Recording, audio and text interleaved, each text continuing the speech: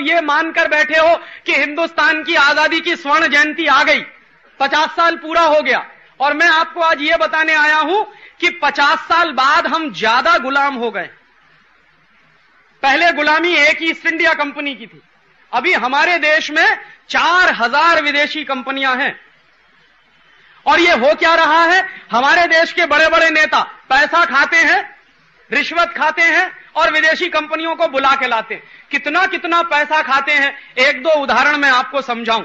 हमारे देश में एक व्यक्ति है, उनका नाम है सुखराम।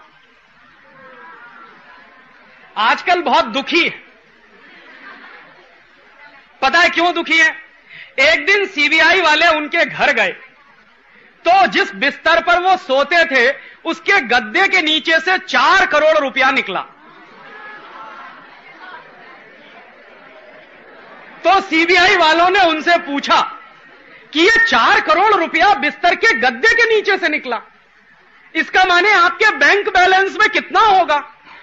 तो कहने लगे नहीं नहीं, मेरे पास कुछ नहीं है, मेरे पास कुछ नहीं है। तो सीबीआई वालों को भरोसा नहीं हुआ, उन्होंने उनके सारे लॉकर सीज किए और उनके सारे अकाउंट सीज किए, तो पता चला हंड्रेड्स ऑफ करोड़ रुपए की प्रॉपर्टी उसमें से निकली। तो सीबीआई वालों ने पूछा, सुखराम जी ये पैसा कहां से आया? तो कहने लगे भगवान ने दिया है।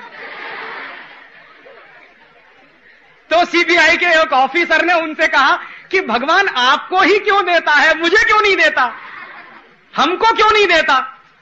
बाद में सीबीआई ने जब तपास की सुखराम के बारे में, तो पता है जानकारी क्या मिली? जानकारी मिली कि जब ये व्यक्ति हिंदुस्तान के मंत्री थे, सैटेलाइट टेलीकम्युनिकेशन के मिनिस्टर थे, तब इन्होंने क्या किया, हिंदुस्तान की एक सबसे बड़ी कंपनी है आईटीआई, स्वदेशी है हमारे देश की, टेलीफोन बनाती है। तो जो आईटीआई कंपनी टेलीफोन बनाती है, तो उसका जो टेलीफोन का एपरेटस है ना,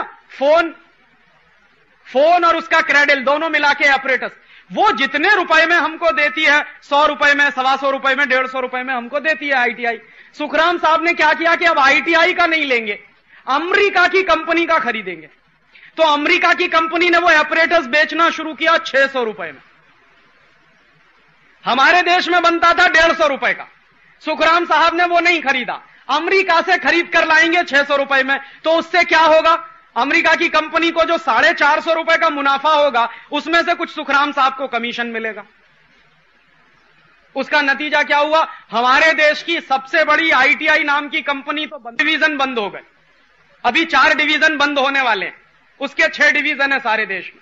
तो 2 डिवीजन बंद हो गए क्योंकि वो जो सामान बनाते थे सुखराम साहब ने खरीदना बंद कर दिया, अमेरिका से खरीदना शुरू किया और उसमें करोड़ों रुपए का घोटाला किया, वो पैसा उनको मिला। तो ये किसी मीर जाफर से कम है क्या? लेकिन दुर्भाग्य क्या है, इनको हमने 5 साल तक मंत्री बना के रखा। तो आप सोचिए कि 5 साल में इन्होंने क्या किया होगा इस देश में। ऐसे ही एक दूसरे मीर जाफर हैं, उनका नाम है सुश्री जयललिता।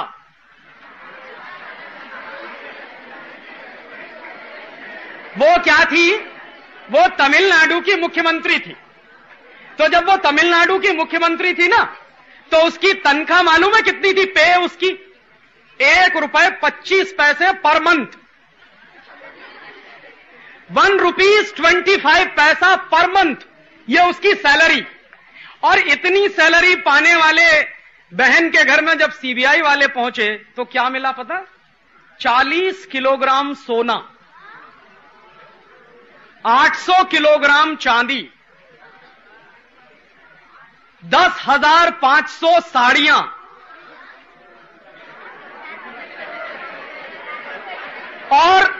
और सुनिए 7,500 सैंडल और सुनिए 44 एयर कंडीशनर और सुनिए 19 लिम्यूजिन कार्स और एक लिम्यूजिन कार की कीमत है 5.5 लाख रुपए इस समय। तो 19 कार्स और आखिर में 65 करोड़ रुपीस कैश। अब आप सुनिए कि उसको तो ₹1.25 पे मिलती थी पर मंथ। इतना पैसा कहां से आया?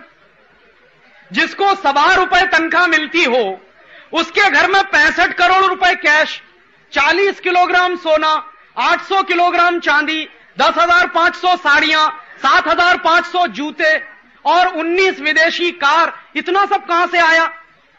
तो उसकी तपास जब हुई है, अभी पूरी हो चुकी है, तो सीबीआई वालों ने बताया कि ये जब मुख्यमंत्री थी तमिलनाडु की, तो तमिलनाडु में चंदन के जंगल हैं।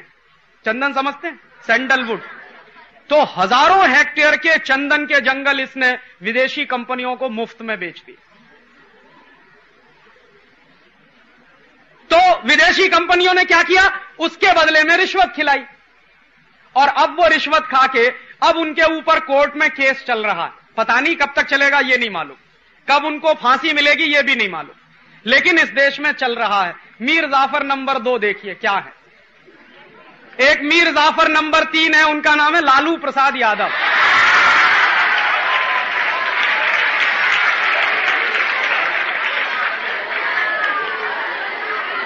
अब उन्होंने क्या किया है, सुनिए सुनिए सुनिए, वो इन दोनों के बाप हैं। उन्होंने क्या किया, 960 करोड़ रुपया हजम कर गए। माने जितने रुपए में बिहार के पशुओं को चारा मिलता, उनके लिए भोजन मिलता, गाय को, भैंस को, बकरी को, वो सारा का सारा चारे का पैसा वो खुद खा गए। जो चारा घोटाला हुआ ना, वो यही घोटाला है। और देखो क्या दुर्भाग्य है इस देश का कि जो आदमी 960 करोड़ रुपए की रिश्वत खाता है, वो 7 साल तक मुख्यमंत्री रहा, और अभी भी उसकी बीवी मुख्यमंत्री है।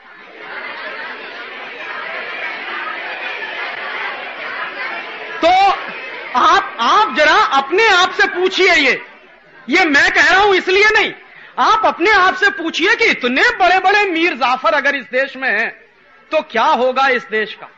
सोचिए जरा। बेचारा जो मीर जाफर था वो तो करोड़ 2 करोड़ रुपए में बिका, ये तो 960 करोड़ खाते हैं।